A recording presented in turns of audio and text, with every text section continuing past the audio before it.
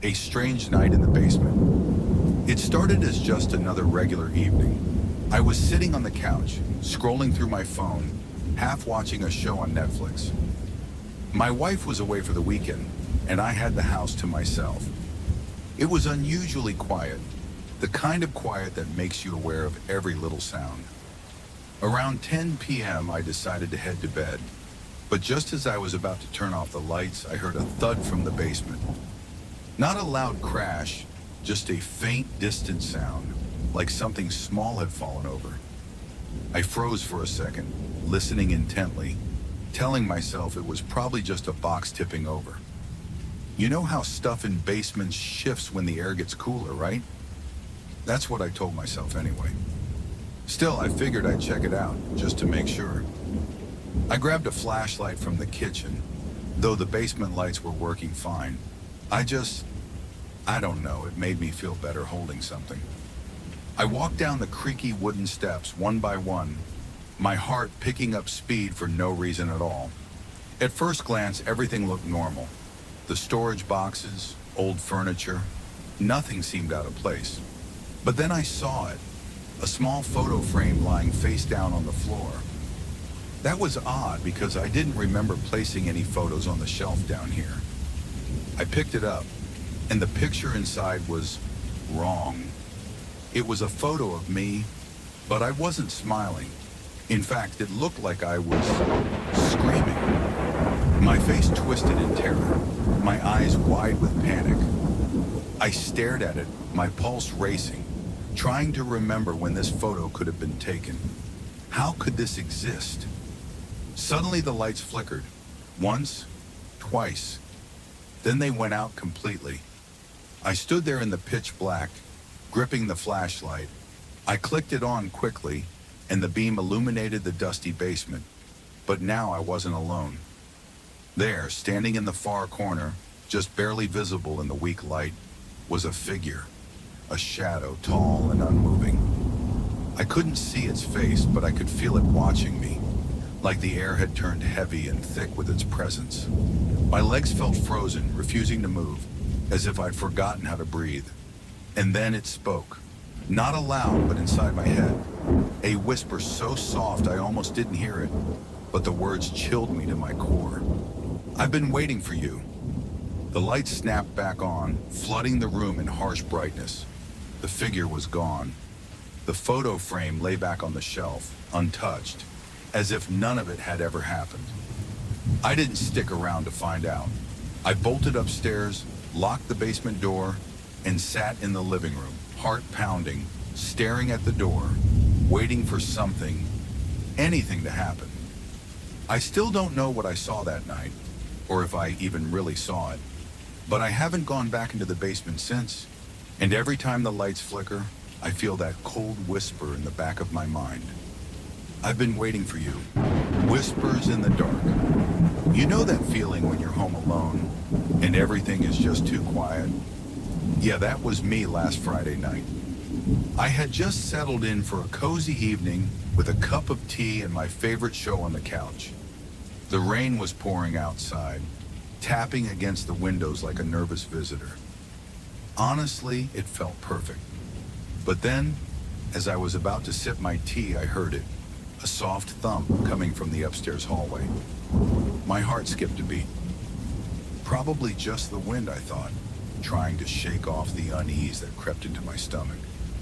I turned the volume up, but then the thump came again, this time louder. I glanced at the clock. It was 9:30 p.m. I told myself it was just an old house settling. I mean, who hasn't heard strange noises when they're alone at home? But then came the whisper. I froze, my heart pounding like a drum. It was soft, almost like a breeze carried it, but it was definitely there. "Help me!" The words floated through the air, sending chills down my spine. I thought I was losing it, so I shook my head and tried to focus on the TV. Then my phone buzzed, a text from my best friend. "Just checking in. You good?" I was about to reply when I noticed something out of the corner of my eye. The shadow of a figure stood at the top of the stairs. I blinked hard, thinking it was just my imagination. But no, it was still there, just out of sight, like it was waiting for me to look directly at it. I felt an icy grip around my heart. "Hello?" I called out, my voice trembling. No answer. The only sound was the rain pounding outside, but even that seemed to fade into a haunting silence. Gathering my courage, I decided to go upstairs, thinking maybe it was just my cat. You know how they can be. I crept up the stairs, each step creaking beneath me, like they were warning me to turn back. As I reached the landing, the air felt thick, almost suffocating. Suddenly, my phone buzzed again. This time it was a video call from my friend. Relief washed over me, and I quickly answered it. "Hey, I'm glad you called. You won't believe what's happening." But then I looked up, and my heart dropped. There it was, the shadowy figure, closer now, a distorted face twisted in a silent scream. I could hardly breathe. My friend's voice echoed in my ear. "Are you okay? You look pale." Before I could respond, the figure reached out towards me. I stumbled back, dropping my phone, and the screen shattered on the floor. The last thing I heard was my friend shouting my name from the other end. When I finally dared to look up again, the hallway was empty. I couldn't tell if I was still dreaming. My heart raced and I bolted downstairs, slamming the door behind me. Now here's the kicker. When I finally gathered the courage to call my friend back, her face was pale, her voice shaky. "I thought I saw someone behind you when I called. I could have sworn I saw a face." I don't know what happened that night. I never went back to that house, and I never asked what she saw. To this day, sometimes I think about what that figure wanted, what it was that was so desperate to reach out. All I know is I'll never be able to look at a dark staircase the same way again. Haunting in the hollow. I remember the first time I felt it, the sense that something was off in my favorite spot, a small clearing in the woods behind my childhood home. It was a place I had escaped countless times, a sanctuary where the worries of the world faded into the rustling leaves and chirping birds. On that particular day, the sun was shining bright, filtering through the vibrant green canopy above, casting dappled shadows on the soft earth below. I settled on the familiar log that had been my perch for years, ready to lose myself in a book. But as I turned the pages, a strange stillness fell over the clearing. The birds fell silent, and the gentle breeze stilled. I glanced up, a feeling of unease prickling at the back of my neck. Was I alone? I shrugged it off, convincing myself that nature had its moods, just as I did. Then it happened. A soft rustling echoed from the bushes behind me, followed by an almost imperceptible whisper. I spun around, heart racing, but the woods lay still, a facade of tranquility. Perhaps it was just my imagination, I thought. Maybe it was the wind or a small animal. I shook my head, trying to dispel the creeping anxiety that was now settling in my stomach, but the sensation persisted. Over the next few days, I returned to the clearing, each time feeling the weight of unseen eyes watching me. I would catch glimpses of shadows darting between the trees, and the whispers grew louder, a chorus of unintelligible murmurs that seemed to call my name.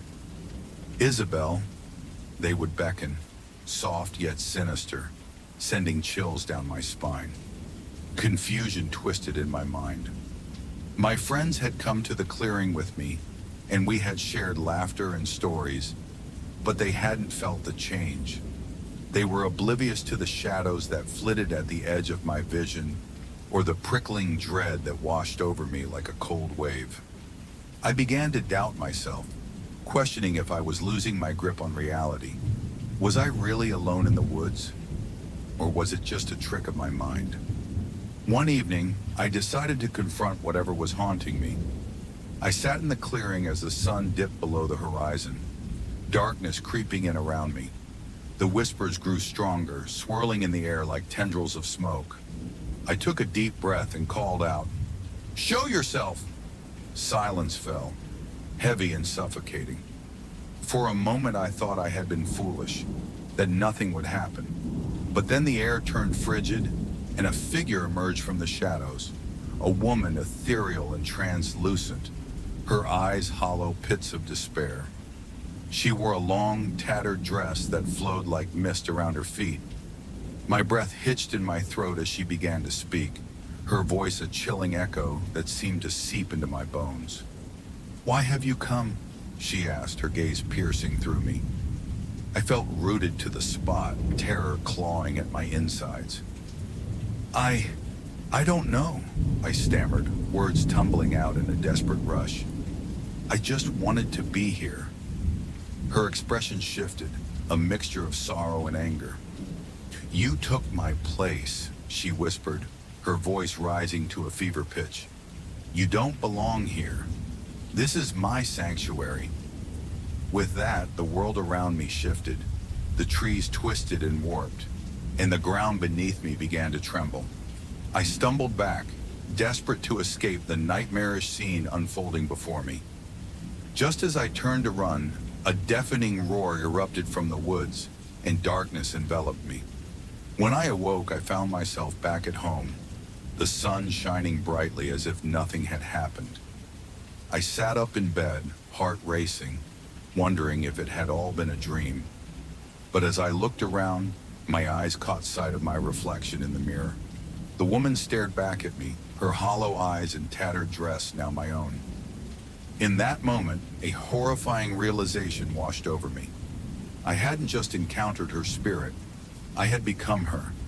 And as the whispers in my mind grew louder, I understood that I would be the one waiting in the woods for the next unsuspecting visitor. The cycle of hauntings forever renewed.